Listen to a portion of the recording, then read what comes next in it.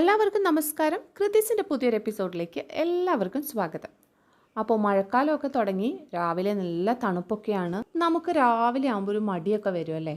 അങ്ങനെയുള്ള സന്ദർഭങ്ങളിൽ നമുക്ക് വളരെ പെട്ടെന്ന് ചെയ്തെടുക്കാൻ പറ്റുന്ന ഹെൽത്തി ആയിട്ടുള്ള ടേസ്റ്റി ആയിട്ടുള്ള ഒരു ബ്രേക്ക്ഫാസ്റ്റ് ഐറ്റവുമായിട്ടാണ് ഇന്ന് വന്നിരിക്കുന്നത്.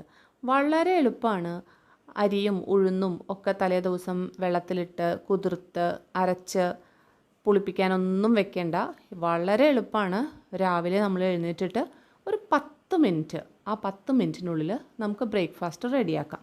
ഇനി ഇതിൻ്റെ വേറൊരു പ്രത്യേകത എന്താണെന്ന് വെച്ച് കഴിഞ്ഞാൽ കറിയൊന്നും വേണ്ട. നമുക്ക് വേണമെങ്കിൽ അച്ചാറോ അല്ലാന്നുണ്ടെങ്കിൽ ചട്നിയോ ഒക്കെ ഉണ്ടാക്കിയിട്ട് അതിൻ്റെ കൂടെ കഴിക്കുകയും ചെയ്യാം. പ്രത്യേകിച്ച് കറിയൊന്നും ഇല്ലാതെ തന്നെ നല്ല ടേസ്റ്റി ആയിട്ടുള്ളൊരു ബ്രേക്ക്ഫാസ്റ്റ് ഐറ്റമാണിത്. കാണുമ്പോൾ തന്നെ നിങ്ങൾക്ക് മനസ്സിലാവുന്നുണ്ടാവും എത്ര സോഫ്റ്റ് ആണെന്ന്.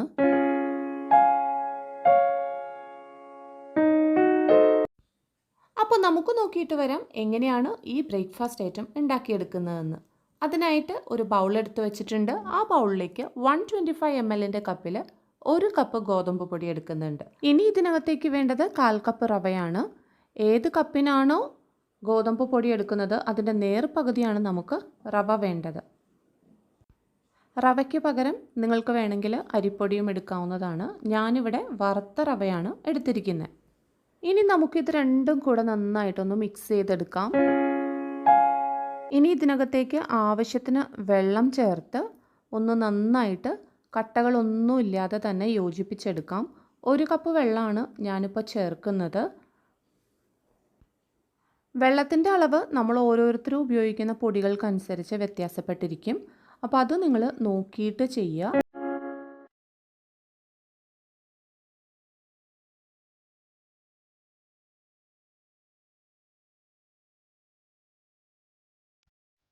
മാവ് ഇവിടെ നല്ലവണ്ണം തയ്യാറാക്കി എടുത്തിട്ടുണ്ട്. കട്ടകളൊക്കെ ഇല്ലാതെ തന്നെയാണ് നമ്മൾ മിക്സ് ചെയ്തെടുത്തിരിക്കുന്നത്. ഒരു 10 മിനിറ്റ് നമുക്ക് ഇതുപോലെ തന്നെ ഒന്ന് റെസ്റ്റ് ചെയ്യാനായിട്ട് മാറ്റി വയ്ക്കാം. മാവ് റെസ്റ്റ് ചെയ്യാനായിട്ട് മാറ്റി വെച്ചിട്ടുണ്ട്. ആ സമയം കൊണ്ട് നമുക്കൊരു മസാല റെഡിയാക്കി എടുക്കാം. അതിനായിട്ടൊരു പാൻ വെച്ചിട്ടുണ്ട്. പാൻ നന്നായിട്ട് ചൂടായപ്പോൾ 1 ടേബിൾ സ്പൂൺ കോക്കനട്ട് ഓയിൽ ഒഴിച്ചു കൊടുത്തിട്ടുണ്ട്. ചൂടായ എണ്ണയിലേക്ക് 1/2 ടീസ്പൂൺ കടുക് ചേർത്ത് കൊടുക്കുന്നുണ്ട്. കടുക് നന്നായിട്ടൊന്ന് പൊട്ടി വരട്ടെ. കടുക് നന്നായി പൊട്ടി വന്നിട്ടുണ്ട്. ഇനി ഇതിനകത്തേക്ക് ചേർക്കുന്നത് 1/4 ടീസ്പൂൺ ജീരകമാണ്. ജീരകത്തിൻ്റെ അളവ് കൂടി പോകരുത്.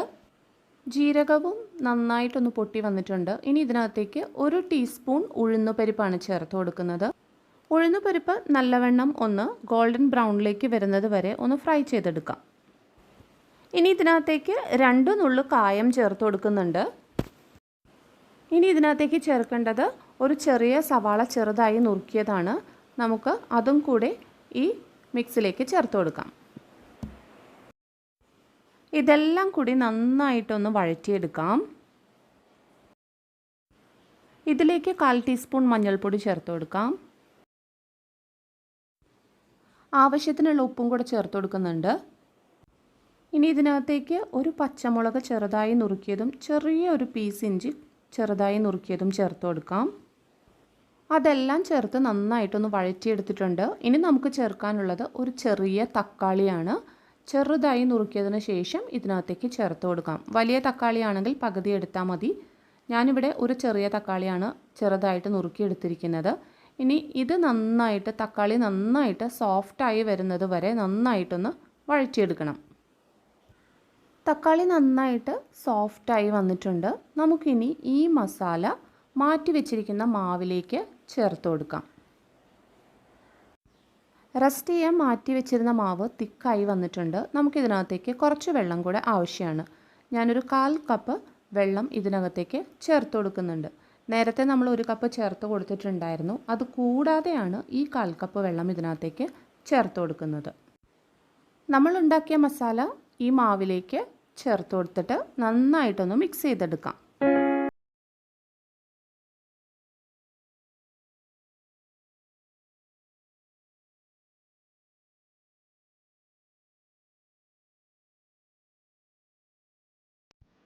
ഇനി ഇതിനകത്തേക്ക് ചേർക്കുന്നത് കുറച്ച് മല്ലിയിലയാണ്. മല്ലിയില നന്നായിട്ട് ചെറുതായിട്ട് കട്ട് ചെയ്തിട്ടാണ് ഇതിനകത്തേക്ക് ചേർത്ത് കൊടുക്കുന്നത്. ഇനി ഒന്നുകൂടെ നമുക്കൊന്ന് മിക്സ് ചെയ്തെടുക്കാം.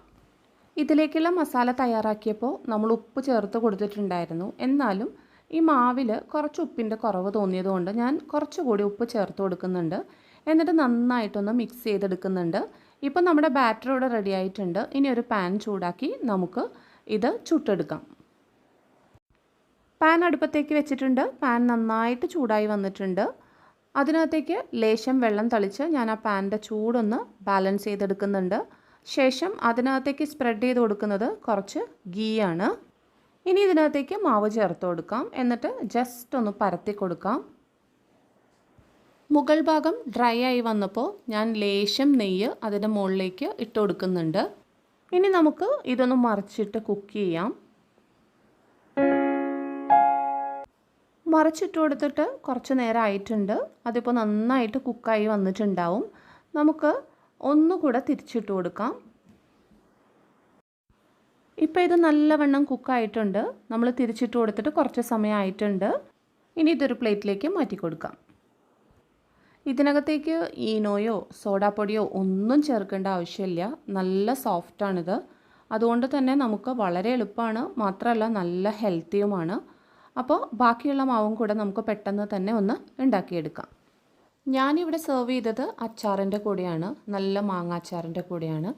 നിങ്ങൾക്ക് വേണമെങ്കിൽ നല്ല തക്കാളി ചട്നിയോ അല്ലാന്നുണ്ടെങ്കിൽ ഉള്ളി ചട്നിയോ ഒക്കെ കൂട്ടി കഴിക്കാവുന്നതാണ്. അതിൻ്റെയൊക്കെ കൂടെ പൊളി കോമ്പിനേഷനാണ് കേട്ടോ. അപ്പോൾ സത്യത്തിൽ കറിയൊന്നും ആവശ്യമില്ല. എന്നാലും ചിലർക്ക് കഴിക്കണമെങ്കിൽ കറി കൂടിയേ തീരൂ എന്നുള്ളവരുണ്ടാവുമല്ലോ. അവർക്ക് വേണ്ടിയിട്ടാണ് ഞാൻ പറഞ്ഞത്. അതുപോലെ തന്നെ രാവിലത്തെ ബ്രേക്ക്ഫാസ്റ്റായിട്ട് മാത്രമല്ല 4 മണിക്ക് നമുക്ക് ചായയുടെ ഒപ്പം കഴിക്കാനും ഒക്കെ ആയിട്ട് ഇത് ഉപയോഗിക്കാം. വളരെ എളുപ്പവുമാണ്, നല്ല ഹെൽത്തിയുമാണ്. അപ്പോൾ നിങ്ങൾ ഒരു വട്ടം ഇങ്ങനെയൊന്ന് ഉണ്ടാക്കി നോക്കുക.